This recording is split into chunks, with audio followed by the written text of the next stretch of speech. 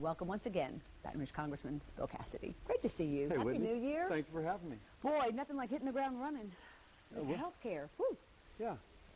Where are you on this? Have you moved at all? You still maintain your same position? Absolutely, because this bill, whether it's the House or the Senate, either one is a wrong, and two wrongs don't make a wrong. Both of them are bureaucratic-centered. They try and control costs from Washington and not from the patient's visit.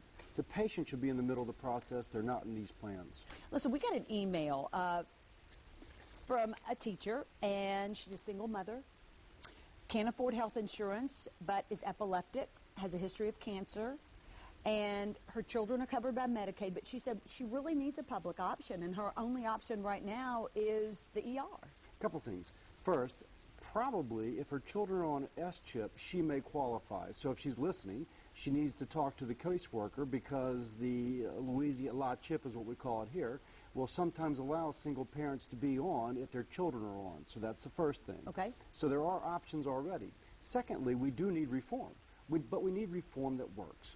If you look at the public option that's being offered, long-term, the Congressional Budget Office, the independent arm that looks at cost, says that cost will double 8% will increase 8% every year. That more than doubles cost in 10 years. So if she thinks things are expensive now, wait until these plans are instituted and cost will be double in 10 years. Oh, that's crazy. I have a friend who had to go in the hospital for a week for a bunch of tests, doesn't have insurance, $11,000 bill. In a patient-centered process, which health savings accounts are a great example of, those insurance policies are 30% less than a traditional insurance policy.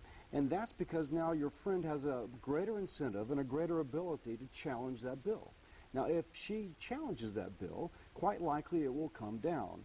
And so patient-centered processes are less expensive. And how do you go about challenging a bill? What would be her best avenue? There are a couple things. One, just look through it.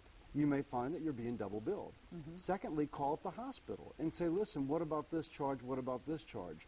Studies show that if you call hospitals, that with relative frequency, you can actually get that bill down. Excellent. Okay. Charles writes in and says, I understand the President, First Lady, and members of Congress are specifically exempt from the health care bill. Is that so? And do you support this special treatment? Well, a couple things. Even though the President and his First Lady are Democrats, I'm going to definitely support that. If you think about it, there's so much security around a president. And so when the president goes and waits in line for 30 minutes to see his physician, well, that's a security risk, and everybody else has to be cleared out. So it's just actually logistically impossible to continue to have the security around the president that you would need and still give he and his wife and his children all the support they need.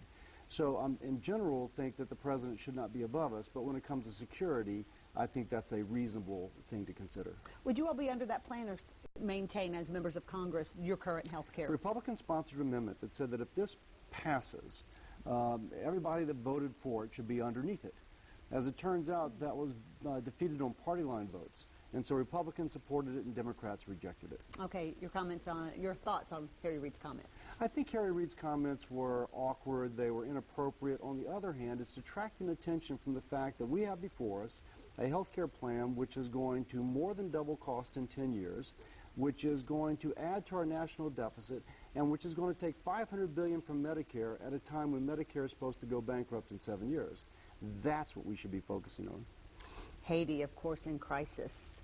What will you do on your end, or is there anything from Washington that you can do to help facilitate aid down there? There is, President Obama, I think, is extending military aid and other aid, humanitarian aid, if you will, and support. And certainly I'll be supportive of that. When I saw those images, I had to think of Katrina. And so I think we in South Louisiana have a particular kind of broken heart for people who undergo tremendous natural disasters.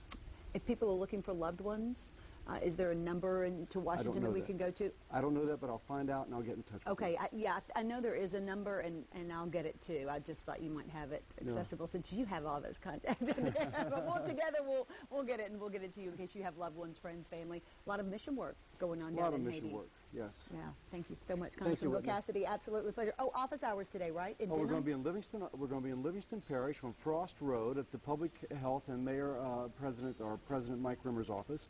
And that's going to be from 9 to 11. We'll have all our caseworkers. If you're in Livingston Parish, you have an issue with the federal government, please come and visit us. All right. Thanks so much. Thank and we're you. back after this.